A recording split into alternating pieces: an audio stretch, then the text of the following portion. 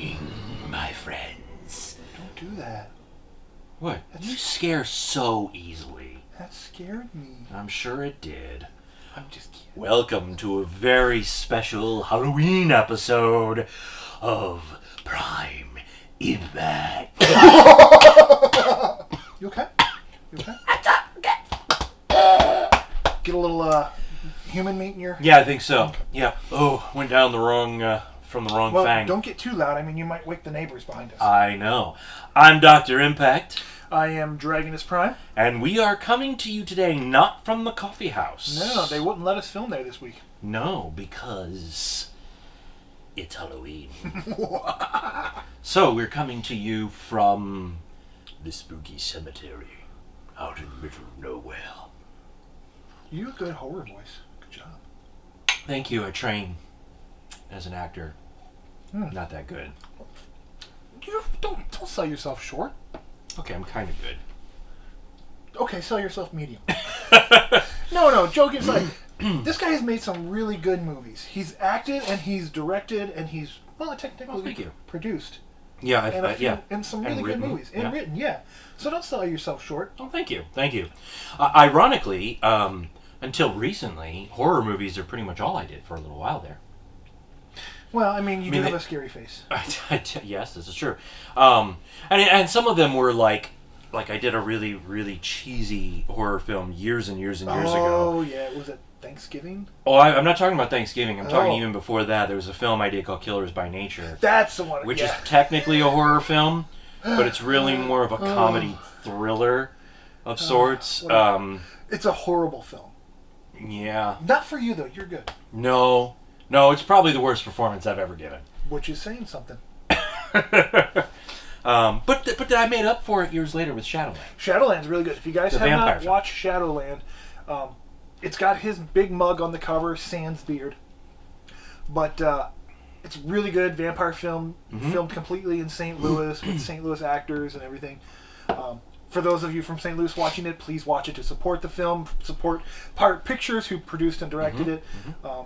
And those of you who are horror fans, check it out. You won't be disappointed because it's an interesting twist and take on a vampire film. Wow, that's a nice plug. Thank you. Yeah, that's great. Yeah, I think it's still on. I know you can get DVDs online. You can buy DVDs in stores. Yes, you can get DVDs in many stores. I think it's still on Amazon Prime, but I know for a while there they were talking about taking it down, so I'm not sure if it's still on there. So, what was that like seeing your face on a DVD in a store for the first time? I know we're kind of getting off tangent before we get to the manga, but I'm curious. Yeah, I don't know. That was, well, it's weird. It depends on what copy the store has access to. Okay. Because, most places were carrying Shadowland, but the international title of the film, the title was changed to Twilight Hunters. Because when it came out, even though the film was shot before the vampire boom hit, it came out after the vampire boom hit. Sure. So they wanted it on the shelf next to Twilight. And boy, if you were hunting the vampires in Twilight, it might have done better. Yeah, really. So it now on the Twilight Hunters cover, I don't think I'm on there. Okay, so I think it's just Caitlin McIntosh. Who does a phenomenal job. Who does a great job. Who has no dialogue. I mean, she does it all without dialogue until the very end. Well, I guess there's some flashbacks where she has dialogue. But still. Yeah, and Caitlin's great. She's a lot of fun to work with. But, yeah, so she, I believe... Well, and maybe Carlos Antonio Leon, in his vampire form, might be on the cover of Twilight Hunters as well. I'm not sure, where he's got these giant wings, vampire wings. But the three of us are on the cover of the Shadowland edition. It's a cool cover. And yeah, it was... I don't know. I honestly don't remember what it felt like to see my picture on a DVD in a store as much as I remember what it felt like to see the movie on the big screen. That was cool. Because I had done films, but everything I had done was either direct-to-video or DVD, or really only played at a film festival, and it was at a time when digital video was just kind of starting. Gotcha. So it still looked very video. It didn't look like film.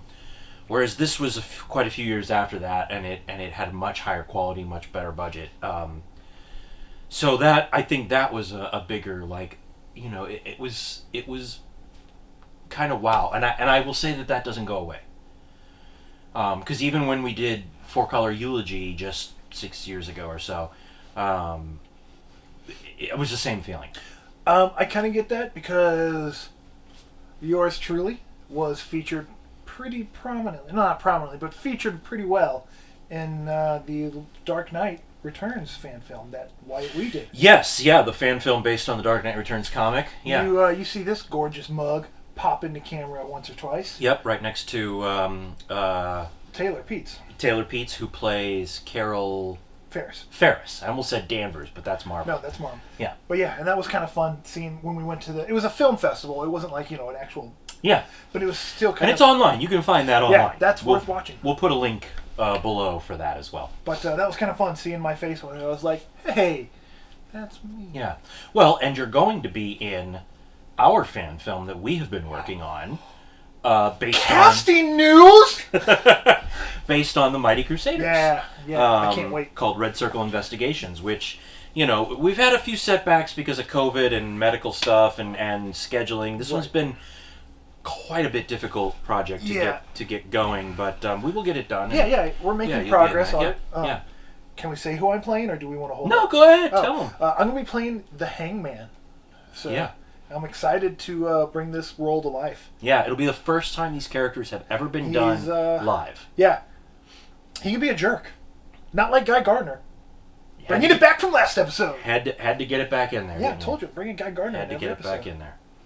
Well, anyway, we're digressing. Yes, it's Halloween time. It is Halloween. Do you have... you and Mrs. Prime, do you guys have a Halloween tradition, like the day of Halloween, that you guys get? We have a 2-month holiday tradition. Uh-huh. We start watching horror movies in September. Oh, sure, yes. Well, so do we, as does Mr. X, and no, I mean like the day of Halloween. Do you guys have like a go-to Halloween movie? I don't think we have a go-to. Usually it's Nightmare Before Christmas. It's her favorite film, and I absolutely love it. Yeah, it's a great movie. We'll watch that on Halloween, and we'll also watch it at Christmas time. Yep, yeah. But I think that might be the only go-to Halloween film. I know we always make sure, because my favorite horror films are The Conjurings, so we always watch those in October. The whole series, everything? Yeah. Mm-hmm. Oh, yeah, the whole kit and caboodle. Annabelle's, the whole... Sure. Knock them out. Yep, I get you. What do you guys do? For us, on Halloween night, we always try to throw in something different every year. Sure. But either Halloween night or the night before, we will watch Trick or Treat, which is a huge favorite of ours. I have not seen that. Oh my God, you've got to see that. It is a great, great movie. Well, after borrowing Slither, which I really enjoyed. I knew you would. Yeah. I'll borrow Trick or Treat and we'll watch that. You gotta watch Trick or Treat. It is a great take on the anthology film. Okay. So it's not one story. No, but it's not an anthology film like the old Tales from the Crypt or Creepshow, where it's different stories. It's all these different stories, but they all intertwine and connect. So, and it's... let's connect back to an Omnibus here. Like Magnolia. Wow, you went back a few episodes. Yeah. All right, yes, kind of like Magnolia, but a little bit more episodic than that. Okay. So yeah, Trick or Treat we always do. Exorcist is always there.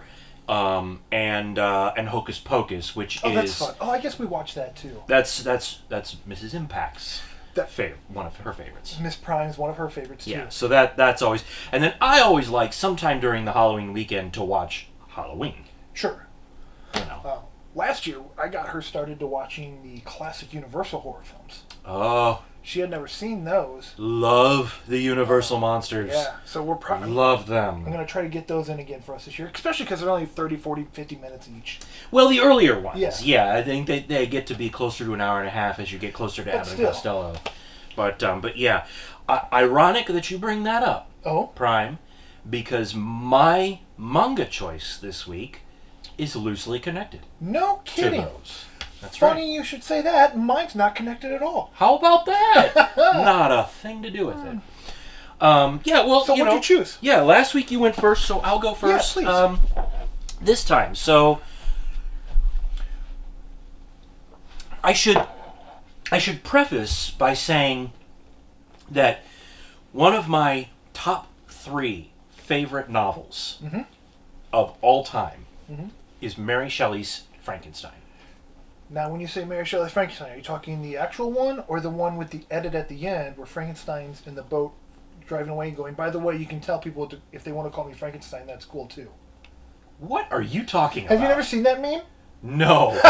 Somebody wrote in the back of the Frankenstein book that as he drifts away on the boat, he shouts back and goes, by the way, if you want to let people know, you can call me Frankenstein, I'm cool with that. Oh my god, that's awesome. Now I have to find that meme. No, it's one of my all-time favorite novels. I've watched any version of the adaptation of the movie that I can, or of the book as a movie that I can find. Have you read it this year so far? Not this year. I don't read it every year. Okay. But I read it quite a few times. Okay. And I will say that there is not one film that I have found that really is a good adaptation. I mean, there's some where the story is pretty much right there, but not really budget-wise there, so it doesn't really work that way. There are some where the budget is there, but the story doesn't work. And then there are some, like the Universal one, that are so far removed it's ridiculous. Yeah, you've got character names that are about the same. Not even that. That's true. Because Victor is the friend and Henry is the doctor. That's a good point. They switch them. So, it is one of my all-time favorite books. Sure. I was even in a stage version that our dad wrote. I knew he wrote it. I didn't know you were in it. I was in it, the only production of it that's ever been done. Did you play the little girl that got thrown in the lake? That's not in the book. That character's not in the book. In the book... I don't remember that. In the book, it's Victor's younger brother, William, who is killed by the monster while playing troll on the bridge. Like, he comes to... Oh, that's right. He comes to William Frankenstein, and he's like, oh, you must be the troll under the bridge. And they're playing, and of course the creature is too rough and kills him. Sure. And then in a turn of events, basically, in a sense, kind of frames the maid Justine for the murder. So that was the part I played when I did it, because this was back in the 80s. Sure. And then Wyatt Weed, the director of Shadowland that we were talking about and The Dark Knight Returns, he and I have been talking about taking Dad's script, his play, and adapting it for a film, because he's always wanted to make a film. I've always wanted to make a film. I've always wanted to play Victor, and I'm still, well, age-wise, I'm probably too old, but visually, I'm still young enough, especially if I shave and get rid of the gray. Yeah. I could still play. I'm still young enough to play Victor. I mean, I guess I could play the monster if you need. Oh, is that right? Yeah. So anyway, that's my preface. That's my favorite of all time.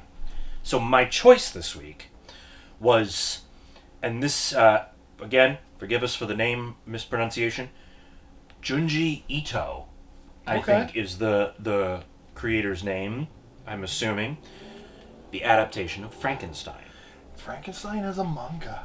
Frankenstein is a manga, and it is an adaptation of the novel. And? Well, obviously everybody knows the story of Frankenstein, so I'm not going to go into our normal story breakdown. Yeah. This is going to be more of a review looking at it as an adaptation. Okay. So, and before I even get to the adaptation, I do want to say that the art is just beautiful. Let me look at this. I mean, just fantastic. Now, you know I love... Blacks. Heavy blacks, lots of line work, that kind of stuff. That's what's in here. That's perfect lots for that story. Yes, and the design of the creature is very interesting. Far more grotesque, and a little bit closer to the Robert De Niro, Kenneth Branagh movie version. The late 90s, early aughts one? The late 90s version, yeah. By Coppola and Branagh. Mary Shelley's Frankenstein is what it's called. Yeah. which is a fun movie, but a horrendous adaptation. Good to know. I've never seen it. It's a fun movie, but it is... Not great, Bob. Yeah, as an adaptation, I absolutely hate it. But, so anyway, the art is great.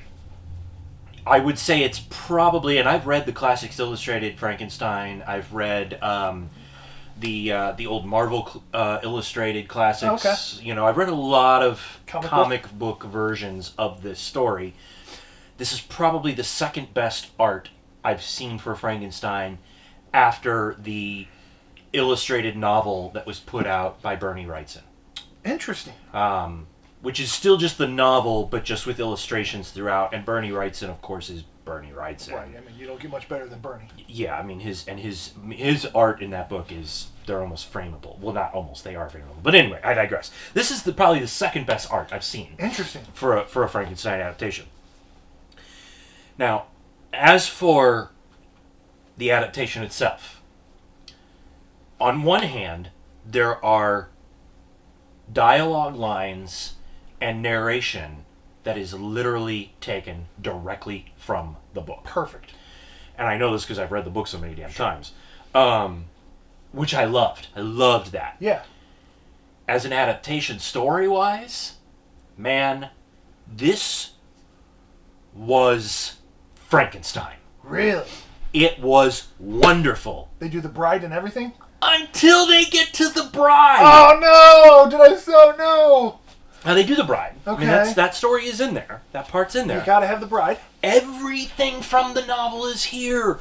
Walton and the ship, finding Victor, seeing the creature in silhouette on the sled beforehand, Victor explaining to Walton the story. Yeah. One thing that often gets overlooked in adaptations is that they usually say that Elizabeth was a friend who ends up living with the Frankensteins. She's actually a cousin. Oh. I think it's like a second cousin. I didn't know that. But in the original, because in those days, that was normal. You know, that was very normal. So she's actually a second cousin of some sort that goes to live with them. That's in here. She grows up with Victor. That's in here. Wow. Henry is in here. He goes to school.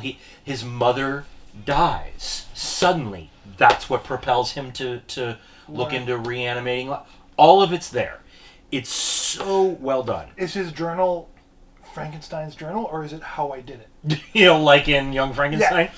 Yeah. Well, even the journal, like, so the blind hermit that you always see, which in the novel is not a hermit. I mean, a hermit would be one that is on their own. Yeah. The blind man in the book has a family.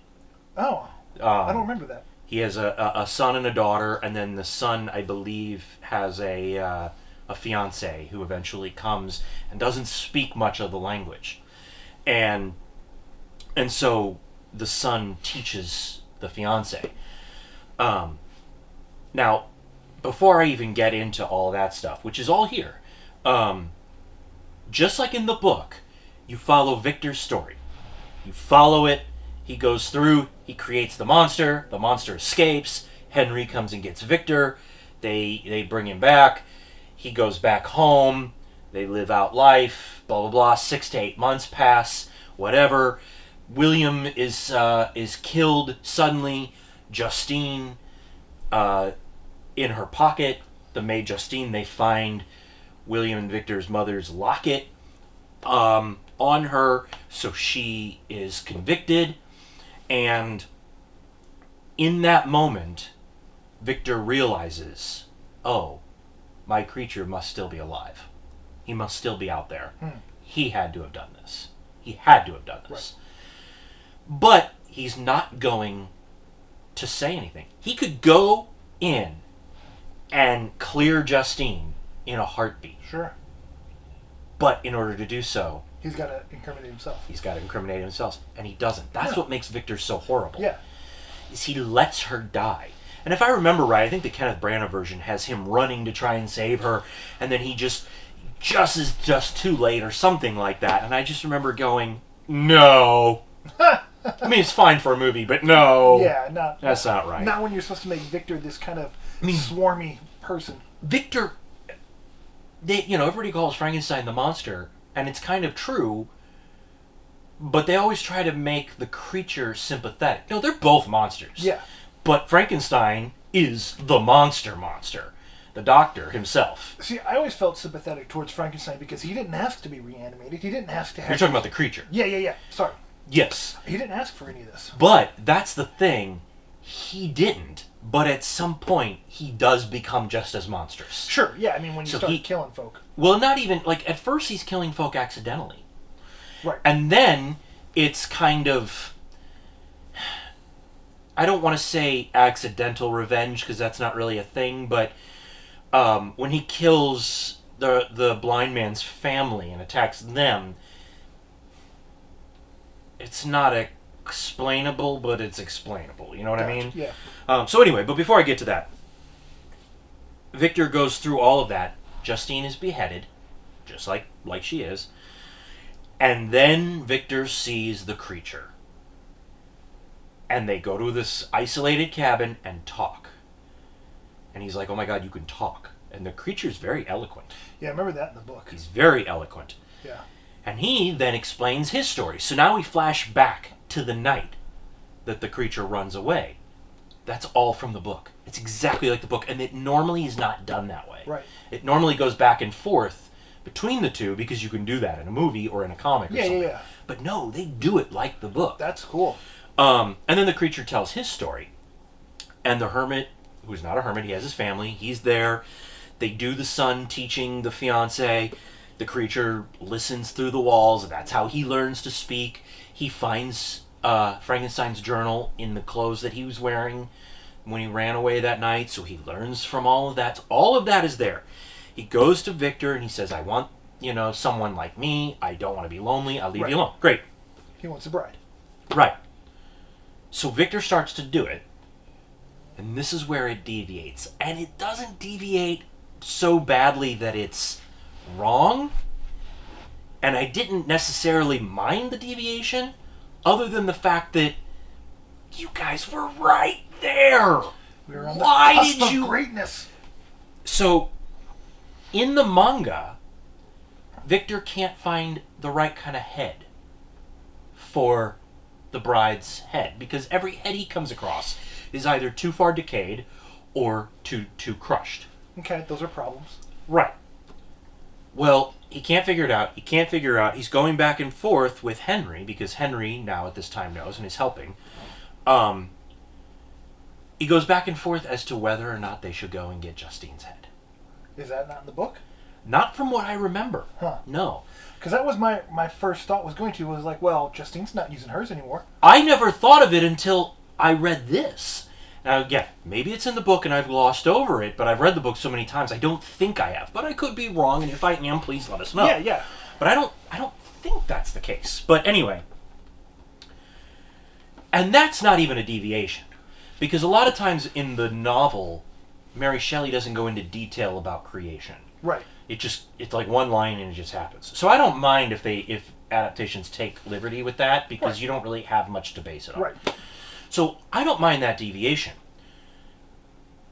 What happens in this is the creature shows up and says, you guys are hemming and hawing too much. I went and dug up this. Take it. And it's Justine's head. So they put the head on. They bring her to life. She kind of freaks out. Sure. Right. And she hisses in here. The creature walks in, ends up getting into a struggle with the bride, and during the struggle, the head, which had not quite sealed yet, falls off. I don't remember that in the book. And she ends up dying. I remember she ends up dying, but I don't remember her dying that way. That's the deviation I had issue with. Yeah. Because in the novel, it's Victor that kills her. Victor sees the creature out the window. And in that moment, he sees the creature and her. And he sees how horrible the creature is. And looks back at her. And he's like, my God, I've done it again. Yeah. And he's so disgusted with himself. And so disgusted with the creature. And so disgusted with the bride. And he's pissed at the creature for making him do it. Sure. He kills the bride. Right, which is part of the reason why the creature hates Victor even more. And why he's even more of a monster. Yeah. He takes the one thing He has given this creature life who never asked for it, didn't take care of it, let it run away, let it become an orphan. Then when he reconnects, the one thing the creature wants, he kills it. Huh. That's cruel. That's quite a deviation. It's quite a deviation to have it just fall apart. Yeah. Now, from then on, the rest of it's fine. Okay. The rest of it is the same. Does he just blame him for shoddy workmanship? Yeah, right. No, he says basically, you set me up. You set it up so that I could feel this pain. And then, like in the book, then the creature finally becomes a full-on monster. And he goes out, and he kills Henry, and he kills Baron Frankenstein, and he kills Elizabeth, and wraps her in the wedding gown, just like in the book, and leaves her there. And then Victor and him chase off, and then it comes back around, and he ends up dying, and the creature is left out in the Arctic by himself. I remember that. Thinking, my God, now I'm alone. My creator has left, and I have nothing. I am on my own. So it was that one thing. And again, I didn't mind it as an adaptation. Have they said when Mary Shelley's coming out with Frankenstein 2 yet? Because I'm still waiting on that. Yeah, still waiting on that sequel. Yeah, I didn't mind making that a thing. Yeah. But you were so close to having it spot on. Why did you change that one thing? Yeah, that's weird. I don't understand. So, however, what I will say, and I can't, normally we talk about whether or not we're going to continue reading the series, because generally they're series. Yeah. This is not a series. Yeah, that's a one-off. Obviously, it's a one-off. So I can't really talk about that. What I can say, though, is that this edition that I ordered... it's very nice. It's a nice hardcover edition. Yeah. I love hardcovers. Yeah, I love them. hardcovers they look nicer. They're just great. This edition has like 7 or 8 other horror stories. Oh, fun! By this creator, by Ito. So, while I cannot say that I would read another one because that's it, that's the end of the story, I will eventually go back and read the other stories. I do want to read those. I don't know if we'll end up reviewing them here on the show ever, or if we'll do it just as a Patreon thing, or what. Keep posted. Yeah. We'll let you know. Or if I just don't review them at all. Yeah. But I liked it enough that I will go back and read the other creators' stuff. Okay. That's always a good sign of a creator. Yeah, it was a good book. It was a good adaptation. And if you're looking for something for this week leading up to Halloween, this is great. If you've never read the novel, other than the one deviation, this is a great way to prime yourself before reading the novel if reading is difficult. Reading was difficult for me when I was young. Sure, yeah. I didn't start reading real books till I was like 13 or 14. Yeah, I didn't either till about high school era. When I started reading the Star Wars Thrawn trilogy. I think I started with Jurassic Park, and then I went into the Star Wars Thrawn. Yeah, so... My favorite book, by the way, Jurassic Park. Is it really? Mm-hmm. Yeah, it's a great one. That's a good one for Halloween too, because it's still monsters. But if you're looking for a great Halloween book, Frankenstein is it. If you have difficulty reading and you want something that kind of primes you getting ready for it, so that you understand more of what you're reading when you read the book, that's a good. This is a great way to start. Read this, and then you'll be able to follow the novel easily. Now, is this something that all ages could read? I think so, yes. Okay. Well, the Frankenstein adaptation is. Yes. I don't know about the other stories. I haven't read the that's others. what I meant, sorry. But yes, I think so, because it is classic literature. If a parent wants to share this story with a kid who reads mangas and comics but doesn't quite read novels, you would recommend that they would share this with them? I would say so. Now that doesn't mean that there isn't grotesqueness in it. Sure, that's there is. It's part of it. But I think because it's classic literature, because it's Mary Shelley, and because I think that kids need to learn about Mary Shelley and the other writers of her other contemporaries, Lord Byron, Keats, those guys. Funny bit of trivia. I don't know if you knew this, and I don't know if our audience at home knows this. This Frankenstein by Mary Shelley was written on a debt/bear. Bet/dare. Yes, that's right. That well, of sorts. Yes. There is it's a fascinating story behind the creation of Frankenstein, and if anybody is interested in that, I am a member of another podcast, which we need to get you on one of these days. Ooh. But I am a member of another podcast called Two Guys Talking Horror. Well, if I wanted to be three guys. No, we had three guys before. In fact, this episode I'm talking about Yeah, has three guys on it. But it's Two Guys Talking Horror. You can find it on all your major podcast platforms. We did a 2-hour special retrospective a couple of years ago for, I think it was the 200th anniversary of Frankenstein, of the novel. I didn't realize the book was that old. Yes, yeah. So it was for the anniversary. She's really behind on that. We read the novel. We did a lot of digging into the creation of the novel. We talk about all the various major adaptations throughout the years. Our dad joined us on that episode. So super knowledgeable horror guy. Oh my god, especially when it comes to classic literature and the old stuff. So if you want to know more about the history of the creation of the novel, check out Two Guys Talking Horror, the Frankenstein anniversary episode. I'm going to listen to it. It's really, really cool. So anyway, that's my review on the manga adaptation of Frankenstein. Cool. So what do you got? Here you had something that was so awesome that you were able to recommend to everyone. Oh my god, it was so good. So we've got one that we can recommend to everyone this week. Uh-oh. Yeah. Is this going to be our first negative review? I chose I Am a Hero. Oh no, I hope this isn't negative because I was so interested. So was I. I'm not going to say negative. I'm not going to say horrible. Okay. I'm going to say there is about, I'd say, 200 or so pages in one of these volumes, and this is like 2 volumes. That's the Omnibus, right? That's the Omnibus. I read both volumes. There's about 2 volumes in here. I would say there's about at least 100 or so pages in the first volume that you don't need. Oh, it's overwritten? Yeah. Way overwritten. Okay. In my opinion. Okay. The main character is this guy named Hideo, I'm not quite sure how you pronounce it. But yeah, anyway, it's I Am Hero by Kengo Hanazawa. But the main character is a guy named Hideo.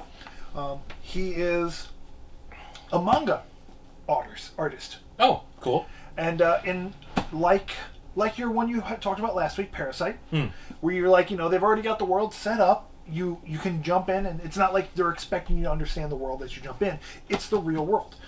Now, not Western real world. It's sure, because it's set there. Right, yeah. It's in Japan. And he's a manga artist. And I think the first volume, the most interesting thing I found about the first volume was learning about how manga is done. Okay, is that pertinent to the story? Kind of. Okay. And for our viewers at home, manga is an interesting, at least from what I can gather from this, one guy draws the people, and that's it, on pencil. He just draws the people. And he has a staff of inkers and background artists. Oh. Yeah. And he goes, all right, background artist, you do these pages, you do the special effects, you do the inks on this page, you do the inks on this page. Let's get this done and sent over. Wow. Yeah. At least that's how it's done in here, and I'm pretty sure that's how manga's done just in general and how they're able to get it out so much. Wow. Yeah, it's crazy. You and I and our dad have been actively developing a new horror comic series. And we'll talk about more of that as the series goes. We're not going to spill too much about it now, but we have been actively working on a new horror comic series. The 3 of us.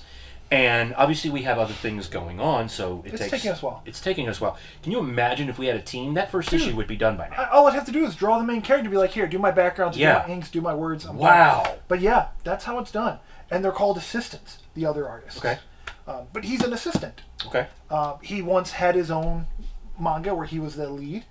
It ran for 6 months, no one bought it, and it got canceled. Okay. Yeah. So now he's an assistant. Right. He's kind of a neurotic fellow. He has like 4 or 5 locks on his door. He leaves his house. He locks his door. He goes downstairs. He comes back up to make sure his locks are still locked and goes away. A lot of OCD. Yeah, a little bit of OCD there. He's kind of a scaredy cat. Okay. One of the guys that works tells scary stories. And I was, third of the way through the first book. I was like, this is really interesting. Because he starts having these weird, day nightmares where he's seeing ghosts and stuff from, let me see if I can't find the image here.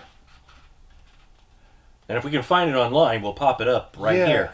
But if I'm pointing to a big question mark, then that means we couldn't find the image online. Well, but yeah, like he sees he sees ghosts when he looks. Oh, weird. Like this one here. Oh, whoa. Yeah. Oh, that's cool. Like, and I'm thinking, okay, all right, this is cool. This is going to be a mind trip zombie story. Because that's what it is. It's a zombie story. And I was like, this is going to be a mind trip zombie story. Mm-hmm. And he doesn't really go anywhere. And he starts talking to an imaginary friend. And it's not really going anywhere. And it's just him living his life. And every once in a while you hear on the news, oh, there was an attack today where somebody bit somebody. And it's like, okay, all right, we're getting somewhere. And then it goes back into his life where he's having troubles with his girlfriend because she keeps talking about how much her ex is a genius at making manga. And it's him going to manga. And it's like, and he goes into his work. And they work all night. And they're like, so-and-so can't make it. He's sick. And it's like, all right, we're going somewhere. And then it goes back into that. And it's like, I know. And Impact. Dr. Impact. This happens through the first volume. The first Omnibus volume? No, the first volume. This is 2 volumes, this is right? 2 volumes. Okay. This happens through the first volume. You see one zombie in the first volume. Oh my god. Because he's walking home from work one night, and he sees a taxi cab hit a lady. And the taxi cab guy's freaking out, and he's like calling 911 and getting everybody, and he's got his back to where the lady is. She gets up and walks away, and her head is like on her back. And he's like, duh, did I just see that? Mm-hmm. But that's like the only zombie you see in the first volume. Until the very end. In fact, but yeah, it's like... So what... does the zombie outbreak occur in this omnibus? Very, very end of Volume 1. Volume 2, the outbreak happens. Okay. It was so hard getting through Volume 1. It was interesting learning about the manga world. You get to learn about the characters and, this guy likes that girl and, this girl doesn't give 2 shits about the guy that likes her. And But no matter how interesting that is... It's all going to go away! If that's not what you're signing up for... Right. I mean, I understand... You have to develop a character's life, and you have to not to bring in a silly movie like this as an example, but I liked the Titanic movie from 20 some odd years ago. I know a lot of people have issues with it. I liked it. It's enjoyable. I think one of the best part about the movie is the second half when the boat is sinking, but you have to have that first half. Yeah. Otherwise, you don't care what happens to these people. I totally get. It could be argued that maybe that first half of that movie was done in. But whatever. Anyway, we're not here to talk about that. So, and I understand that, but do you need that much? Yeah, it's a lot. It's a lot. And I think I would have been okay if, in between each chapter, if it started with him in the apocalypse and he was remembering in the back. Yeah. If he flashed back at the beginning. Yeah. If that were the case and you were seeing him... Kind of non-linear. That would be, I would have been more okay with. Because it'd been like, okay, he's reliving the past. Yeah. But they don't do that. It's literally... And he's kind of a nobody. And he even talks about how he goes, I'm a bit character in my own life. Well, and that can be kind of interesting sometimes. But, so let me ask you this then. So, did you get through the whole omnibus? I did. You did push through it. When the outbreak hits in the second volume of the omnibus, how is that? That's a lot more exciting. That makes me consider getting the next omnibus. Okay, so that part... Okay, so it's not necessarily a negative review. Right. It's not a negative... That's why I said negative is a harsh word. Okay. It was just... I was really struggling getting through it because it was so dense. And again, I was sitting here thinking, why are we spending this much time developing this world when it's going to be gone? Yeah.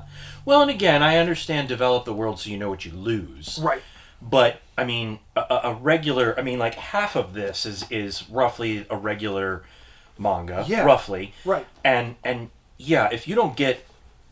if I don't get a zombie in a zombie book until this point, I'm going to be upset. Right. Yeah. Which, ironically enough, that's where the first zombie is. He goes to visit his girlfriend who got bit, who's not feeling good. And he's looking through her door, and she comes crawling up. And, the very end of the first volume is... So that's the hook of the volume, even. Uh-huh. So it isn't even like you get that in the last chapter. It's the hook. Okay. That's the hook of the volume. Okay, so So on these I'm sorry, I'm jumping to another question.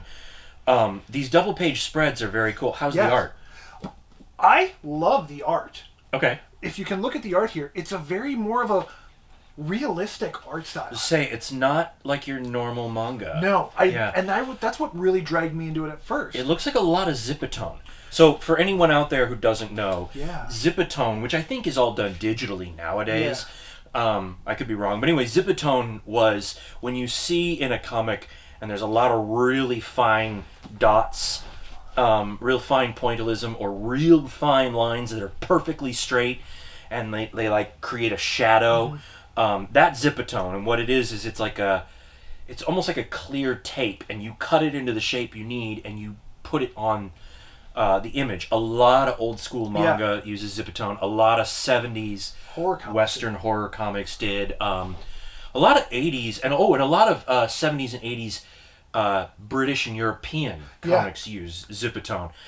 They still use it. I think it's mostly digital now. I would think so. It looks like a lot of this is Zipatone. It is a lot of that. And it's cool. It creates a great effect. It does. It works perfectly with this. And I love the art in this. And that was one of the reasons why I kept reading, because I loved the art. Yeah. But yeah, like I said, it took so long to get to the zombies. Now, once the zombie outbreak happens, it gets interesting. Because he's like, at the very end, he goes to see his girlfriend who just turned. And his girlfriend, like, they do this cutesy thing where they talk to each other through her mailbox slot and all this stuff. And she comes crawling up to him, like, and reaches her hand through the mailbox slot to try to grab at him. And, she's trying to get at his door, and she's, like, trying to bite at him, and she's biting at the door, and her teeth are getting broken out. She's biting so hard, and she's trying to grab at him, and her fingernails get ripped off. Like, it gets pretty grotesque as far as that stuff goes. Okay, all right. And she bites him. But all of her teeth got ripped out. Oh, so she didn't break skin. She doesn't break skin. Oh, yeah. That's cool. So he's like... That's cool. And he doesn't realize that she's a zombie yet. He thinks she's just still sick. And he's like, oh, God, don't worry. I'm going to take care of you. We're going to get you to the hospital, whatever. And then all of a sudden, another zombie comes up the stairs. And when she's trying to bite him, you see paneling that says, I love you. I love you. And I was like, is that him talking to her? Because it doesn't exactly it didn't do the word balloon. So I didn't know what it was. You didn't have the tail on the... Yeah. Mm-hmm. So I didn't know if it was her saying it, or if it was him saying it, or if it was his imaginary friend saying it. And then this guy comes up the stairs who's, obviously a zombie, walking going, here to collect for the booze money, or something like that. The zombies talk. Oh, they're talking zombies. So it's like, why am I blanking? It's one of my favorites. Oh my God, the great Mr. X is going to kill me because I'm blanking. Oh my God. We're gonna put it. Dawn of the Dead films? No, it's a zombie film. Oh my! Return of the Living Dead. Wow. Yeah, that was what I thought of too. Because when they got the razor and they start. Oh my God! My horror card should be taken away for forgetting that. Anyway, sorry, go on. Well, you get one. Everybody gets one. Okay. Tell him, Peter. Yeah. Everybody gets one. But yeah, it's like that. The zombies talk, and they talk about whatever was like on their minds or whatever they're most. Oh, okay. Passionate about. Okay. Like, there's one point where he's running through the streets and there's a zombie crawling him going, hey, kid, give me alcohol. And he's like a hobo type guy. Interesting. Okay. Yeah, and I thought, okay, that's kind of cool. But he ends up, eventually, the girlfriend breaks out of the room and she ends up fighting the other zombie. And they end up, like, almost, if I remember right, they end up biting each other. And he rips her arm off. And then she throws him down the stairs. Yeah, like they fight each other. And then she comes... So what happens if a zombie bites a zombie? Do they become double zombie? I think it becomes super zombie is the term. Ha-ha! All Might Zombie! Ha-ha! Bye! Watch last week's episode. Watch last week's episode for all that. But so they fight each other, and then she comes crawling into the room, and his imaginary friend comes to him again as she's there, and he's like, she's not alive, right? She's dead, and you just gotta finish it off. And he's like, I don't want to, and he's like, yeah, but you got to. And like he's basically talking to himself this whole time. And he slits her throat, and that kills her. Oh, so it doesn't even have to be a headshot for that. It doesn't have to be a headshot. Okay, all right. So he kills her. And he leaves a note for the police saying, hey, I killed her. She was attacking me. I'm sorry. Like, because he thinks that he doesn't quite realize that it's the Z word. Do they use the Z word? They do not. At least, no, they never do, actually. Because he goes back to his office. Because he's like, I'm going to stay there where it's probably safe. Where one of his other workers, who's kind of a jerk, he's like obsessed. He's upset. The friend at work's upset because the girl he likes there's sleeping with the head artist. Right. And then you also find out she's also sleeping with another one of the inkers there, and sometimes they do a menage a trois. There's also a lot of, like, that's nothing. There's a lot of sex talk and a lot of sex in this book in general. So unlike the Frankenstein adaptation... I do not recommend this for children under the age of 17. Rated R. Well, and I would argue that there's probably 15, 16-year-olds that could probably handle it. They don't actually show anything. Probably see worse on TikTok, you know, but... And they don't ever show anything. Like, you never see any nudity. But they talk about okay. They talk about it a lot. Okay. But anyway... So it's just adult content and gore.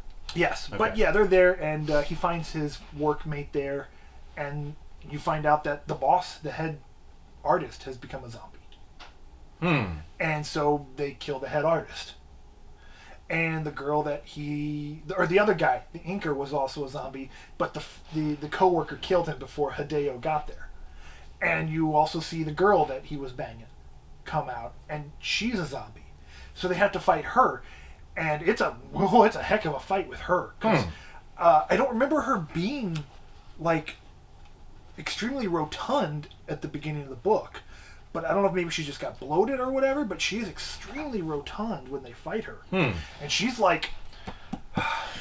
I wonder if it's like in Slither when they keep eating the meat and they just like... I wonder if it's like that, where it just keeps piling in. Yeah. And like you see her like... her tongue is like... It's really weird. Okay. Yeah. Right. And they fight her, and it's a big old knockout, drag-out fight, and finally they beat her by... using a spray can and a lighter and flamethrower. Whoa! Yeah. Okay, all right. His friend's like, "Yep, it's all over. This is all over. I saw it on YouTube. This is." He never uses the Z word. Okay. But they keep saying stuff like that, and he goes, "We need to get out of town. We need to get out of here." And he's like, his friend's like, or Hideo's like, okay. And throughout all this too, Hideo has slinged over his back this rifle, shotgun rifle, because he's part of a gun club. He never uses it the entire book, mind you. Spoiler alert. He never uses it. But he's got it over his shoulder the whole time. Okay. Which is kind of part of the hook, but I'll get to that. And anyway, they're trying to rush to get to the train to get out of town. And they're running, and they're dodging people and, avoiding zombies and stuff.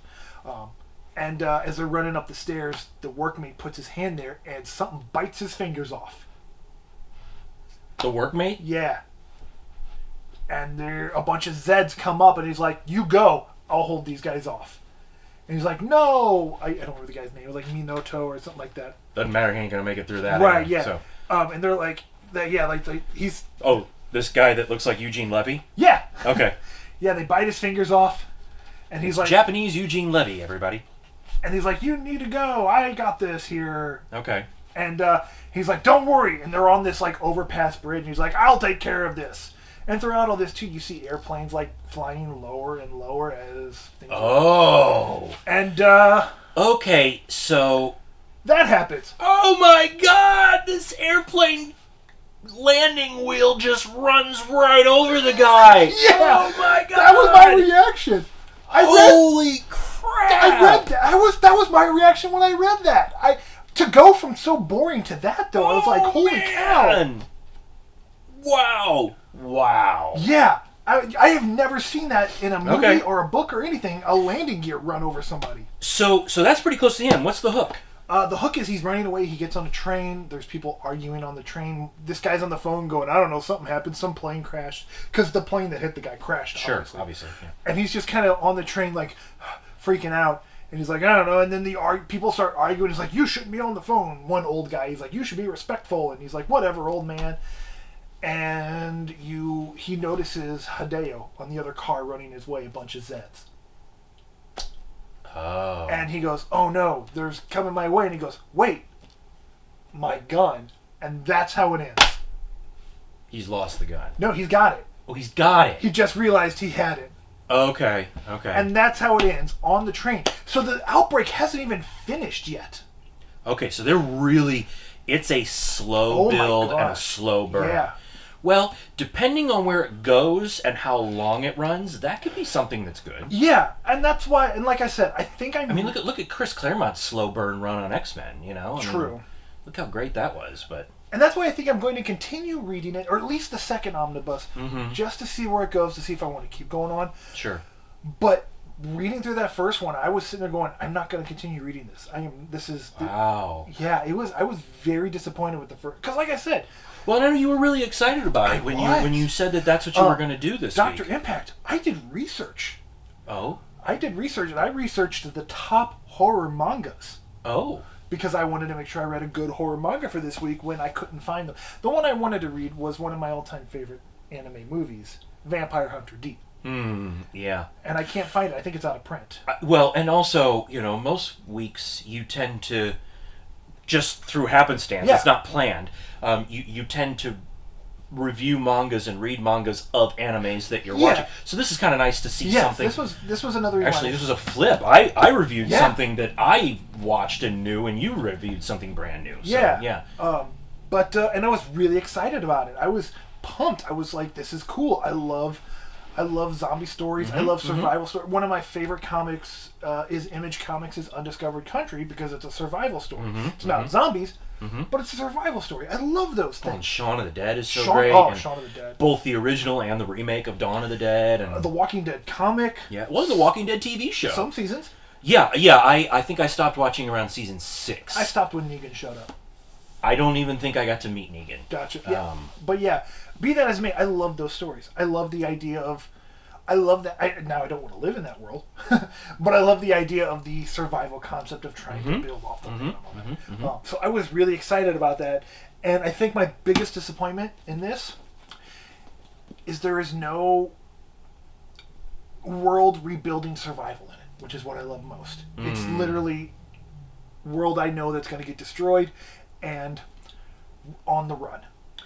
Well, and if it's taking a slow burn like that, that's something that may come down the line. I'm thinking that'll be probably 4th or 5th omnibus if it's still going on. Yeah. But, I mean, it's okay. It's good. Okay. I enjoyed it. It has some good jump scares for mangas. It's got some... The zombies are creepy. Okay. They're running... You can tell they're running zombies. Okay. And Mr. X would hate that. Yeah. Mr. X... check out the My Big Fat Pull List podcast. He's also the co-host with me, or the primary host, I should say, on Two Guys Talking Horror. Zombies are like, he loves zombies, terrified of zombies, but running zombies, oh man, Yeah, they're running zombies. They're jumping zombies. They're like... Oh, no, like parkour zombies. Yeah. Like World War Z zombies. Yeah. That's okay. They're interesting zombies. Or like 28 Days Later, which I guess aren't really zombies. They're more infected, but...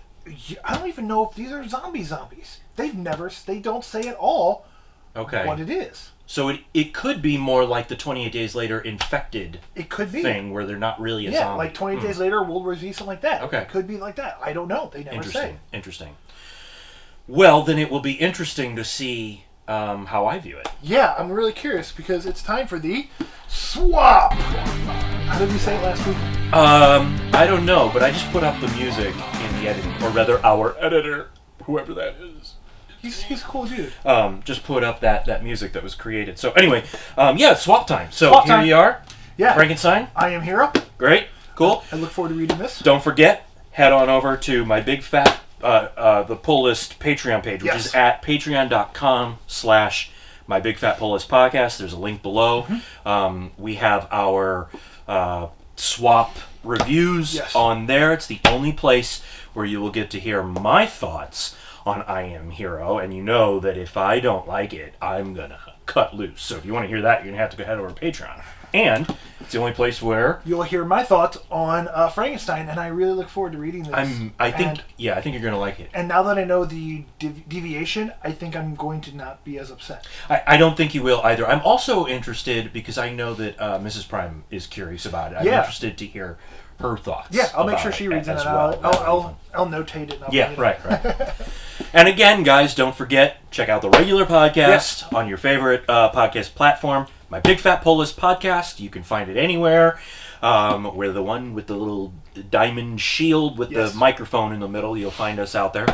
And check out our other videos on YouTube. There's a bunch of really cool stuff. Discoveries and revisits. Right. Mr. X's... Mr. X's trip through DC. Yeah. I mean, it changes with every iteration. It was Road to Rebirth and then Infinite. So it changes with each iteration. And your fun little series where you give quarantine suggestions. Oh, from back during the quarantine. Yeah, there's lots of stuff on the YouTube channel. So again, subscribe, like, hit that bell, make sure you follow. Yep. And check out us on other social media platforms. I'm on Instagram and Facebook. I know you're on Instagram, Facebook, and TikTok. And TikTok now. Yes, that's right. I haven't made that jump into TikTok yet. Yeah, we'll get you on there at some point. But I will say, ooh, did you hear that? Oh, man. The witching hour is close at hand. Guys, I think it's starting to get into Halloween time, so we're gonna let you go now. We'll see you next week, okay? Arigato. Bye. Yeah.